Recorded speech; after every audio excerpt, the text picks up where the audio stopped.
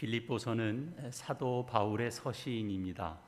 이 서신의 가장 두드러진 특징은 다른 어떤 서신보다 그 평온함이 느껴지는 기쁨과 감사 속에서 쓰여진 편지다라는 점입니다. 다른 서신에서는 볼 수 있는, 그러니까 이를테면 교회에 발생한 여러 문제들에 대해서 경고도 하고 질책도 하고 그러는 내용이 빌립보서에서는 거의 나타나지 않습니다. 물론 경고는 주고 있습니다만 어떤 질책을 담고 있는 내용이 없습니다. 그리고 이 빌립보서는 바울이 감옥에서 쓴 편지입니다. 그러니까 죄수의 몸으로 편지를 썼다라는 것 또한 이 서신의 특징인데요, 우리가 기억해야 할 중요한 사실이기도 합니다. 결박되어 있는 상태에서 편지를 썼다라는 것 자체가 바울과 이 빌립보 교회가 갖고 있는 그 관계가 매우 특별했다라는 것을 우리가 느끼게 됩니다. 이 빌립보 교회는 바울과 깊은 인연이 있었습니다. 빌립보 교회는 바울이 세운 교회죠. 사도행전 16장에 이제 그 내막이 좀 자세하게 기록되어 있는데요. 바울에게 있어서 지금의 터키죠. 그 소아시아 지역에서 더 이상 전도할 상황이 못 됐습니다. 그러니까 전도할 길이 자꾸 막혔습니다. 그러던 중에 어느 날 이제 환상을 보게 됐는데요. 마게도냐 사람 한 사람이 자신들에게 와 달라라고 하는 그런 환상이었습니다.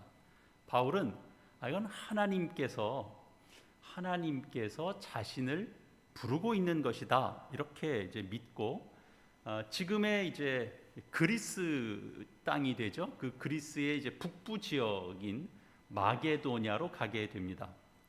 그것이 이제 복음이 유럽으로 건너가는 순간입니다. 이제 그리로 넘어가서 만나게 됐던 지역이 이제 빌립보입니다. 그래서 사도 바울이 그 빌립보에 자리를 잡고 그곳에서 이제 유럽 지역의 최초의 이를테면 그리스도인이 생기게 되는 겁니다. 자색 옷감 장사인 그 루디아, 그리고 그의 가족들, 그리고 그 간수, 그리고 그의 가족들, 이렇게 그리스도인이 생기게 되죠. 그래서 바울이 이 빌립보에 드디어 그 믿음의 공동체가 세워지는 것을 보고 그가 얼마나 감격했을지는 우리가 더 특별한 설명을 안 해도 우리가 충분히 짐작 가능합니다. 그런데 이 빌립보 교회는 유럽에서 처음 생긴 그런 교회였을 뿐만 아니고 바울과 매우 돈독한 그런 관계를 꾸준히 맺었었다라는 점에서도 좀 특별한 의미가 있습니다. 이를테면 우리가 아는 다른 교회들, 고린도 교회 사도 바울이 세웠습니다. 그러나 또 그 이후에는 그 교회 안에 그 여러 파가 생겨서 서로 갈등도 일어나고 서로 싸우기도 하고 그런 일들이 있었죠. 그뿐 아니라 또 바울이 교회를 세웠음에도 불구하고 그리고 시간이 지나면서 또 그 교회에 찾아오는 다른 사람들로 인해서 사도 바울의 사도권이 공격받기도 했습니다. 그런데 이제 빌립보 교회는 유일하게 바울을 전적으로 신뢰하고 지지했습니다. 그러니 이 빌립보 교회를 향한 바울의 마음도 좀 특별했을 것이다 이런 생각이 들죠. 그래서 이 빌립보서 이제 뒤에 가면 그 4장 15절에 보면 이런 표현이 있습니다. 바울의 심정을 충분히 이해할 만합니다. 4장 15절, 빌립보 사람들아 너희도 알거니와 복음의 시초에 내가 마게도냐를 떠날 때에 주고받은 내 일에 참여한 교회가 너희 외에 아무도 없었느니라. 데살로니카에 있을 때에도 너희가 한 번뿐 아니라 두 번이나 나의 쓸 것을 보내었도다. 이렇게 되어 있습니다. 그러니까 빌립보 교회 교우들에게 감사한 마음으로 이 편지를 쓰고 있습니다. 그리고 이제 이 빌립보 교회를 향한 바울의 신뢰가 오늘 이제 읽은 본문 내용 속에서도 여실히 드러나는데요. 5절 말씀 보시면 너희가 첫날부터 이제까지 복음을 위한 일에 참여하고 있기 때문이다라고 했습니다. 그러니까 바울이 빌립보 교우들이 이 바울의 복음 사역에 협력하게 된 것, 그것을 복음을 위한 일이라고 이렇게 설명하고 있습니다. 그러니까 하나님의 일에, 그러니까 하나님께서 간섭하셔서 행하신 것 때문에 너희와 함께 특별한 관계를 맺게 됐다, 이렇게 전하고 있는 거죠. 그러니까 하나님께서 이 빌립보 교회의 교우들을 통해서 참으로 귀한 일, 선한 일을 시작하셨다라는 것입니다. 그리고 하나님은 그 일을 계속하실 것인데, 이어지는 이제 6절 말씀에도 보면 너희 안에서 착한 일을 시작하신 이가 그리스도 예수의 날까지 이루실 줄을 우리는 확신한다, 이렇게 전하고 있습니다. 바울의 마음이 그대로 잘 드러나 있습니다. 빌립보 교우들에게 지금 우리 가운데 나타난 여러 일들은 이건 하나님께서 시작하신 일이고, 그리고 하나님은 지금도 그 일을 계속하고 계시고, 그리고 장차 반드시 완성하신다, 이렇게 전하고 있습니다. 바울이 빌립보 교회와 맺은 관계는 단순히 인간적인 것만이 아니라 하나님의 일과 연루되어 있다, 관계되어 있다라고 하는 걸 분명히 밝힙니다. 그러니까 그들은 모두 하나님의 일 안에서 우리는 다 하나가 되었다라는 사실을 분명히 깨닫게 해줍니다. 사람의 의지가 우리의 관계를 이렇게 아름답게 만든 것이 아니고 하나님의 은혜가, 복음이, 예수 그리스도의 복음이 우리를 이렇게 묶어주고 있는 것이다 라는 거죠. 이런 마음을 갖고 있는 바울은 지금 감옥에 갇혀 있습니다. 복음을 전하다가 갇힌 신세가 된 거죠. 여러분, 외롭고 힘든 때 사람이 그리운 법입니다. 또 속마음을 드러낼 수 있는 사람이 또 그립습니다. 그래서 바울과 빌립보 교회 교인은 사실은 이제 속마음 정도가 아니라 그거보다 한 걸음 더 나아간 영적으로 서로 교통하고 있는 관계가 됐습니다. 그래서 그런 절절한 마음을 담아서 8절에서 이렇게 쓰고 있습니다. 내가 예수 그리스도의 심장으로 너희 무리를 얼마나 사모하는지 하나님이 내 증인이시니라. 여러분, 가장 힘들 때 보고 싶은 사람이 있다는 건 우리에게 참 위로가 됩니다. 근데 그 대상이 아버지일 수도 있고 어머니가 될 수도 있고 아내가 될 수도 있고 남편이 될 수도 있습니다. 바울에게는 누구였다고요? 빌립보 교우들이었던 겁니다. 그들을 향해서 기도하는 마음으로 이 편지를 이어가고 있습니다. 근데 바울이 지금 마치 부모가 자식을 위하여 무언가를 간절히 기원하는 것처럼 지금 보고 싶은 빌립보 교우들을 위해서 기원하고 있는 것이 있습니다. 9절 말씀인데요. 내가 기도하노라 너희 사랑을 지식과 모든 총명으로 점점 풍성하게 하사, 이렇게 되어 있습니다. 사람들은 보통 사랑이 이제 가장 최고다, 이제 사랑을 다 이제 무조건적인 것으로 이렇게 생각하지만 이 바울이 전하고 있는 이 내용, 이 성경 말씀은 우리에게 좀 다른 생각을 갖게 합니다. 사랑은 지식과 총명이 필요하다. 사랑은 지식과 분별이 필요하다라는 겁니다. 여러분, 지식과 총명, 분별력, 이런 것들은 어떻게 만들어지나요? 흔히 말하는 뭐 저 가방끈이 길면 만들어지는 것입니까? 그렇지는 않습니다. 사실은 이 하나님의 은혜에 속한 일이 될 수도 있는데요. 이것이 참 어려운 문제이긴 합니다. 왜냐하면 우리는 대부분 다 감정적으로 이렇게 휩쓸리게 되는 것을 사랑이다 이렇게 이해하곤 하기 때문입니다. 그래서 사실은 사랑이라는 이름으로 모든 사람들이 어떤 대상에게 사실은 감정적으로 몰입하게 됩니다. 그것이 무조건적이라고 생각합니다만 사실은 그렇게 감정이 무언가에 쏠리는 그것을 가장 중요한 근거로 생각하고 이건 흔들릴 수 없고 이건 정말 무조건적이다라고 생각할 때 광신이 일어납니다.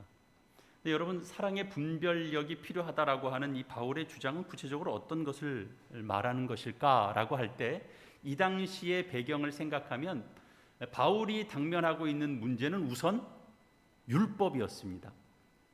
그러니까 예수를 믿는 사람이다라고 하더라도 근데 율법은 지켜야 된다라고 하는 주장, 그것은 지금 우리 시대에서 생각하는 것보다 훨씬 강력한 것이었습니다. 그들에게 있어서 율법은 자신들을 경건하게 만드는 가장 중요한 시금석이었습니다.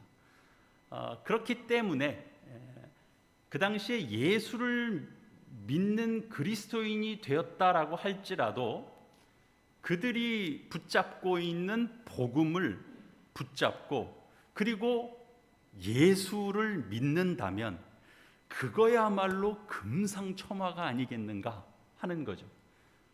누구나 다 그렇게 생각하고 있는 겁니다. 그런데 바울은 그걸 그대로 받아들이지 않았습니다.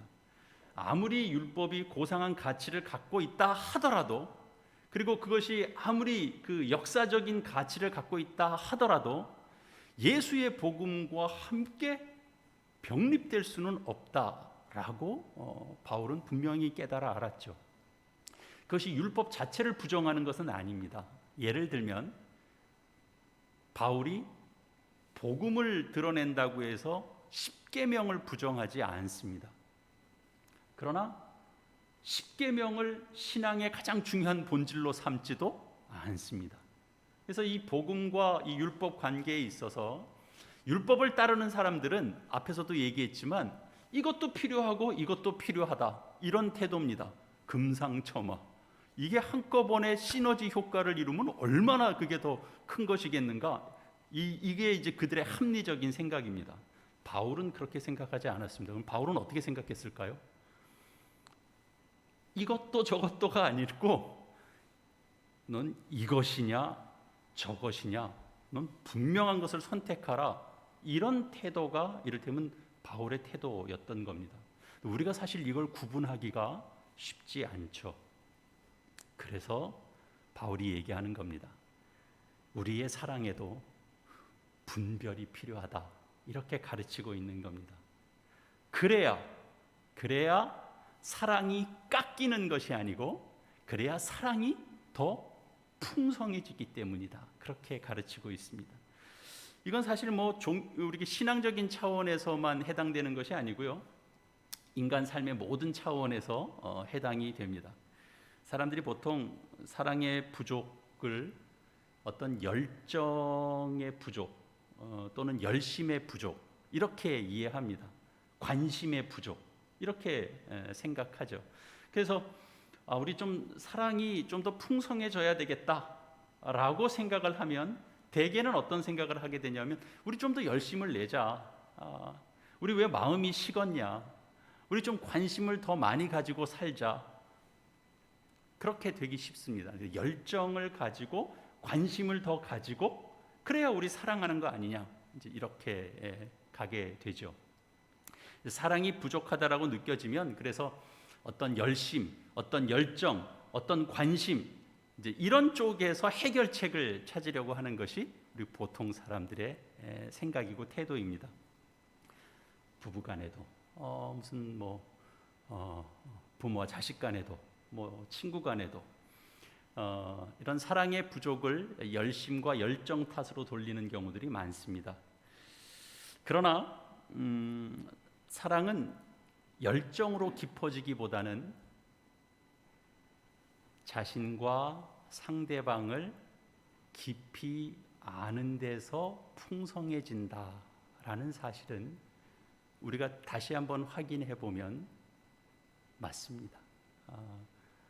열정만 가지고 되는 것이 아니고 그 상대를 얼마나 잘 이해하는가, 나 자신을 얼마나 잘 이해하고 있는가입니다.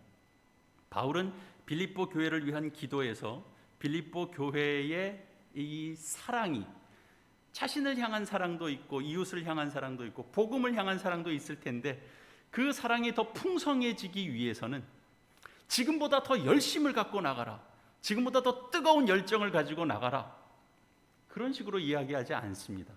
여러분의 사랑이 모든 지식과 총명으로 더 풍성해지기를 원한다, 그렇게 기도한다라고 전하는 거죠. 그러니까 사랑이 더 풍성해지기 위해서는 열정과 열심, 어떤 관심, 이런 것이 배가가 되는 것이 아니고 중요한 것은 지식과 분별력입니다. 지식과 분별로 사랑이 풍성해진다라는 거죠. 그러니까 사랑을 올바르게 표현하고 사랑을 지금보다 더 잘하게 하고 더 풍성하게 하는 것은 결국 지식과 분별이다라는 것입니다. 여기 이제 지식과 총명으로 표현되는 분별력으로 사실은 점검받거나 지도받지 않은 그런 사랑은 결국은 부족한 사랑일 수밖에 없고 경우에 따라서는 잘못 가는 사랑이 될 수 있습니다. 앞에서 예를 들었습니다만 우리가 자녀를 사랑한다라고 해서 우리가 열정만 가지고 키우면 그 열정이 자녀를 망칠 수 있다라는 경험은 우리 스스로에게서도 그리고 우리 주변에서도 보게 되는 내용입니다. 그래서 자녀에 대한 사랑과 열정을 혼동하지 말아야 되죠. 자녀에 대한 열정이 아니고 자녀에 대한 우리가 사랑을 가져야 되고 그 사랑은 결국 올바른 지식에서부터 나오게 된다라는 것입니다. 바울이 사용한 이 지식이라고 하는 것은 우리가 수학 공식 외우듯이 그렇게 외워서 얻어지는 것은 물론 아닙니다. 더 정확하게 말하자면 여기서의 지식은 우리 하나님 말씀에 대한 바른 이해라고 말할 수 있습니다. 디모데후서 3장에 이제 나오는 대표적인 말씀 제가 읽어드리겠습니다. 성경은 능히 너로 하여금 그리스도 예수 안에 있는 믿음으로 말미암아 구원에 이르는 지혜가 있게 하느니라. 모든 성경은 하나님의 감동으로 된 것으로 교훈과 책망과 바르게 함과 의로 교육하기에 유익하니 이는 하나님의 사람으로 온전하게 하며 모든 선한 일을 행할 능력을 갖추게 하려 함이라. 이 디모데후서 3장 15절에서 17절 말씀입니다. 바로 이런 맥락 속에서의 이제 지식입니다. 이런 지식, 하나님의 말씀으로 인한 지식을 통해서 사랑이 바르게 자라가고 그리고 지금보다 더 풍성해질 수 있습니다. 다른 것으로는 채워지지 않습니다. 우리가 교회 공동체를 사랑하는 것, 자녀를 사랑하는 것, 가족을 사랑하는 것, 이웃을 사랑하는 것, 이 모든 것에 있어서 그 사랑을 그러니까 올바르게 이끌고 가고 그리고 풍성하게 해주는 것은 결국은 이 말씀 안에 담겨져 있는 지식을 우리가 바르게 이해하는 데서부터 출발되고 거기서부터 풍성해집니다. 그리고는 총명이 등장하죠. 통찰력과 같은 것입니다. 지식과 더불어서 총명, 그 분별력이 사랑을 더 풍성하게 해줍니다. 우리가 삶의 어떤 갈림길에서나 어떤 선택을 해야 되는 문제에 있어서 우리가 바르게 판단할 수 있는 능력, 하나님의 뜻대로 판단할 수 있는 능력을 우리가 보통 통찰력이라고 말할 수 있을 겁니다. 이런 분별, 이런 총명, 이것으로 사랑은 더 풍성해집니다. 우리는 사실은 아무 것이나 다 사랑할 수는 없습니다.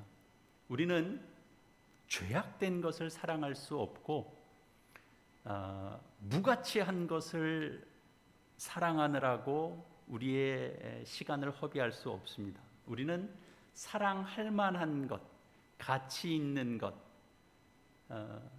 우리의 인격에 유익된 것, 하나님의 성품을 닮아가는 데 유익한 것, 그것을 사랑해야 됩니다. 그런데 이런 사랑이 결국 지혜와 분별로 가능한 것인데요, 이것을 성경이 풍성한 사랑이라고 묘사하고 있는 겁니다. 그런데 이런 지식과 이런 통찰력은 어떻게 생길 수 있을까요?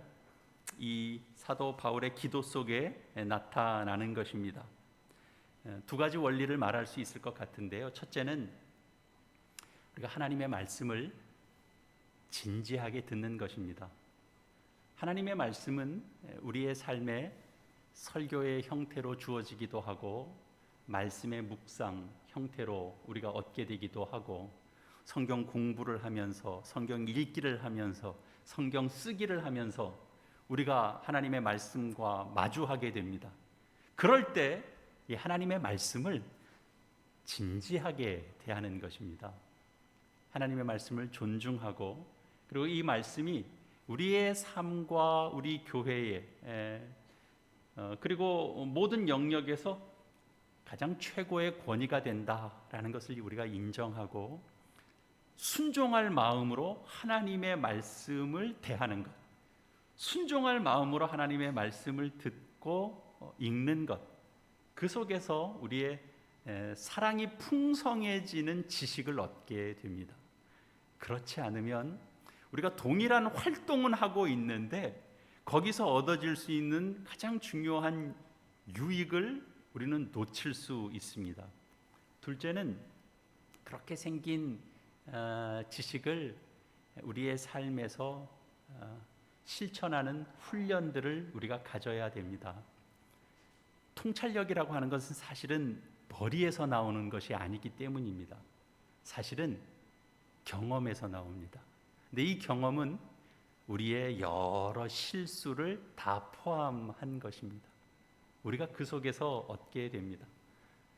우리의 실수, 우리의 실패가 그저 내가 누구한테 한번 안 물어보고 한 것 때문에 이 고생을 하는구나, 이런 정도의 차원이 아니고 내가 하나님의 말씀을 좀 더 진지하게 듣지를 못했구나, 내가 하나님의 말씀에 대해서 진지하게 반응하는 삶의 훈련이 그동안 부족했구나, 우리가 삶에서 이런 실수들을, 실패들을 경험하게 되는구나, 이런 거죠.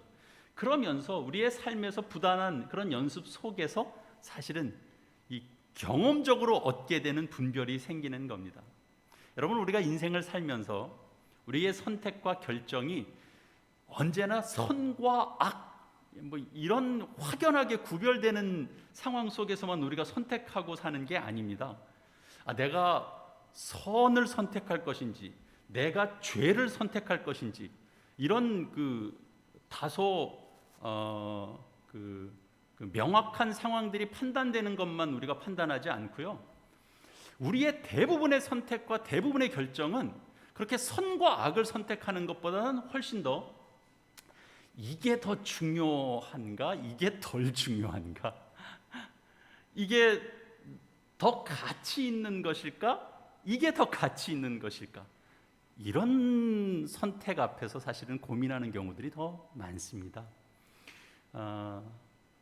어떤 누구와 함께 삶을 결정해야 할 것인가, 이런 큰 결정에서부터 오늘은 내가 친구를 만날까, 그냥 책을 볼까, 이런 걸 결정하는 거죠. 거기에 무슨 선이니 악이니 이런 잣대인 게 아니거든요. 나한테 뭐가 더 유익할 것인가, 이런 것이거든요.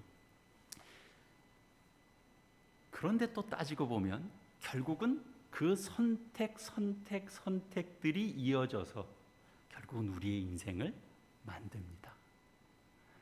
결국은 작은 순간순간의 선택과 결정, 이런 것들이 결국은 우리의 인생의 길들을 만들어 가는 거죠. 그래서 이렇게 제가 말씀드리고 있지만, 우리가 바울이 기도하고 있는 내용처럼 우리가 지식과 총명과 그 지식과 총명으로 대변되는 그 분별력으로 우리가 사랑이 풍성해져야 된다라는 그 기도를 하면 우리의 삶이 다 이렇게 사랑에 풍성해지느냐? 그런 것은 아닙니다. 말씀대로 실천하는 연습을 부단히 하면 된다? 기도 열심히 하면 분별력이 생긴다? 이게 기계적으로 말씀드리는 것이 아닙니다. 우리가 사랑하고 우리가 지식과 분별을 가진 사랑을 하면 모든 문제가 다 사라지고 우리는 어떤 문제도 겪지 않는다, 이런 얘기를 하는 것이 아닙니다. 우리의 삶의 모든 문제들은 결국은 다 하나님의 은혜에 속한 것일 겁니다. 우리가 지식을 얻는 문제, 우리가 사랑이 풍성해지는 문제도 내가 진지해지고 내가 더 삶의 훈련을 열심히 하면 자동적으로 만들어지는 것이라고는 성경이 이야기하지 않습니다. 그러나 우리의 삶의 방향은 그렇게 가야 됩니다. 거기에 하나님께서 은혜로 함께 개입해 주셔야 됩니다. 그러나 이렇게는 말할 수 있습니다. 여러분, 우리가 어떤 음악을 좋아하고 사랑하면요, 그 음악이 우리에게 주는 그런 본질이 어떤 것인지를 조금씩 알게 됩니다. 그러면 어떤 음악이 이렇게 좋은 음악인지도 우리가 더 조금씩 더 알아가게 돼요. 그렇게 분별력이 생기게 되면, 그러면 나타나는 결과가 뭐냐 하면 그 분별력 때문에 이 음악이라고 하는 것을 더 진실되게 사랑하게 돼요. 사람에게 적용해도 똑같습니다. 하나님을 향한 우리의 생각도 동일합니다. 그래서 이 사랑의 분별력으로 사랑이 풍성해지는 것, 그것이 결국 왜 중요하냐? 그것이 결국 하나님께 영광과 찬양을 돌리는 삶이 되기 때문에 그렇습니다. 사랑이 풍성해져서 무엇이 옳고 바른 것인지를 분별하는 삶을 살아갈 때 또 그 삶을 통하여 하나님께 영광과 찬양을 돌리게 되는 겁니다. 우리가 하나님께 경배를 드린다라고 할 때 우리는 그냥 쉽게 우리의 두 손을 높이 들고 찬양하며 감정이 북받쳐 오르는 것들을 표현할 때 그것이 하나님께 드리는 찬양이다라고 생각할 수 있습니다.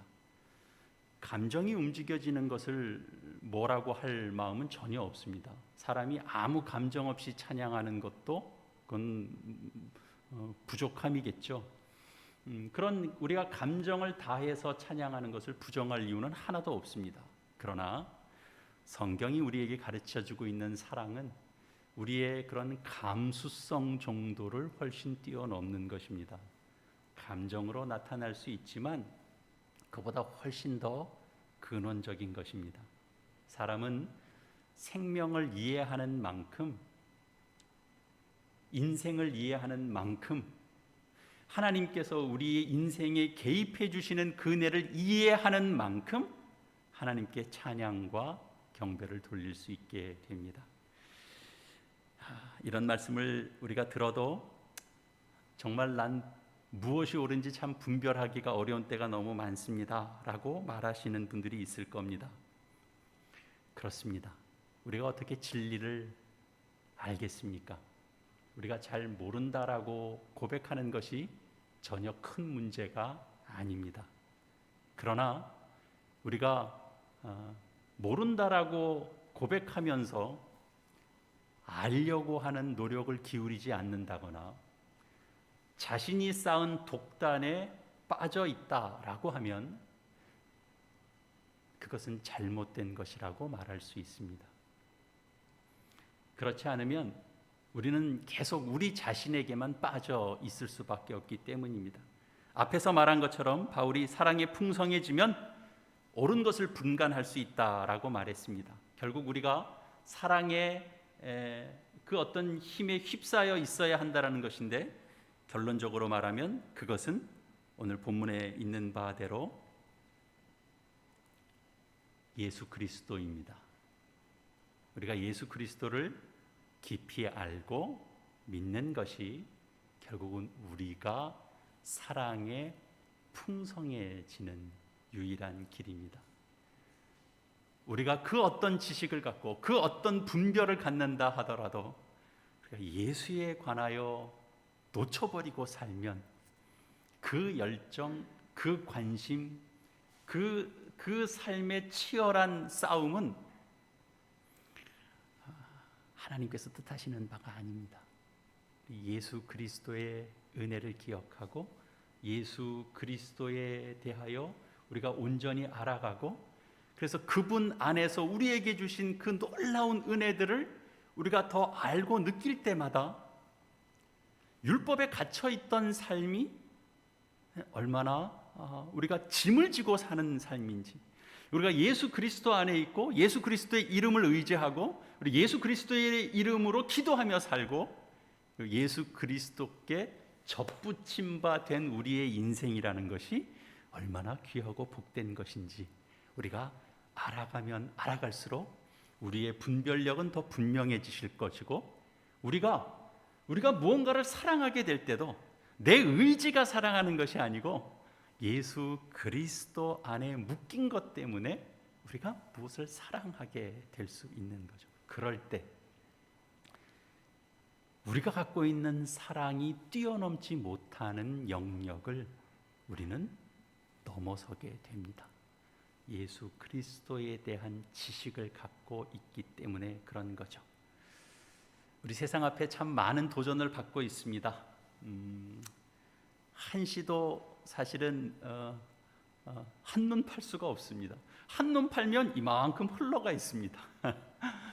정신 잘 차리고 살아야 되는데, 그럴 때 오늘 이 말씀이 우리로 하여금 더 귀한 기준을 삼게 하고, 우리가 어디에 더 묶여 있어야 하는지, 우리가 무슨 기도를 하면서 살아야 되는지, 나에게 부족한 것은 무엇인지 다시 한번 확인하게 되는 이 귀한 말씀 될 수 있기를 바랍니다. 그래서 사도 바울의 소원이기도 하고 기도였습니다. 이 기도를 전하면서 빌립보 교회 성도들도 이렇게 기도하며 이 뜻을 품고 살라고 권면하고 있습니다. 당연히 우리가 품어야 할 기도이고 우리가 품어야 할 마음이기도 합니다. 여러분들이 맺고 있는 모든 관계 속에서 하나님을 아는 지식과 그 안에서 얻는 통찰력으로 여러분들이 갖고 있는 그 사랑의 크기가 더 풍성해져서 그것으로 하나님께 영광 돌리는 우리의 귀한 삶이 되시기를 이 말씀으로 축원합니다. 오늘 이 말씀 기억하시면서 또 함께 새 마음을 결신하는 또 우리 화음의 기도 함께 드리시겠습니다. 아버지 하나님, 우리의 삶, 하나님, 바울이 힘들고 어려울 때 생각나는 사람들이 있었던 것처럼 저희의 인생에도 어렵고 힘든 일 앞에서 생각나고 그리워지는 귀한 존재들이 있게 주님 인도하여 주시옵소서. 그럴 때 가장 먼저 떠오르는 우리 믿음의 공동체 안에서 묶여진 귀한 동력자들이 함께하는 그런 귀한 사랑이 기억나고 섬김이 기억나고, 그리고 함께 일고 갔던 열정들이 함께 기억나도록 주님 저희의 삶을 복되게 인도하여 주시옵소서. 사도 바울이 기도하고 있는 것처럼 우리의 사랑을 점검할 수 있게 인도하여 주시옵소서. 우리는 사랑이라고 하면서 열정으로 이해하고 있는 사랑은 아닌지 주님 돌아보게 하여 주시옵소서. 주님, 저희가 사랑이라고 얘기하면서 분별을 잃어버린 사랑은 아닌지 주님 돌아보게 하여 주시옵소서. 저희가 하나님을 아는 그 지식과 하나님을 아는 그 총명함으로 그 분별력을 가져서 우리의 인생이 더 하나님 앞에 진지한 삶을 살아갈 수 있도록 주님 도와주시옵소서. 주의 생명의 말씀이 우리에게 주어진 것 은혜로 알고 주의 말씀 대할 때 이전보다 더 진지할 수 있게 도와주시옵소서. 그래서 주의 말씀이 우리에게 전하고 있는 내용을 우리의 삶에 녹아져서 체화될 수 있도록 주님 인도하여 주시고, 그래서 분별 있는 사랑으로 더 풍성해진 우리의 삶 때문에 내가 다른 것 무엇으로 내 삶이 이렇게 변화될 수 없으나 예수 그리스도의 사랑과 그 은혜 속에서 내 삶이 더 주의 성품을 닮아가는 아름다운 인생으로 한 걸음 더 나아가게 되는 것, 그것을 바라보며 하나님 앞에 감사하는 저희의 복된 신앙 인생이 되게 하여 주시옵소서. 무엇보다 교회 공동체를 이루게 하시는 이 하나님의 섭리가 있음을 늘 기억하고 감사하며 살아가는 저희의 복된 인생 되게 하여 주시옵소서. 예수님의 이름으로 기도합니다. 아멘.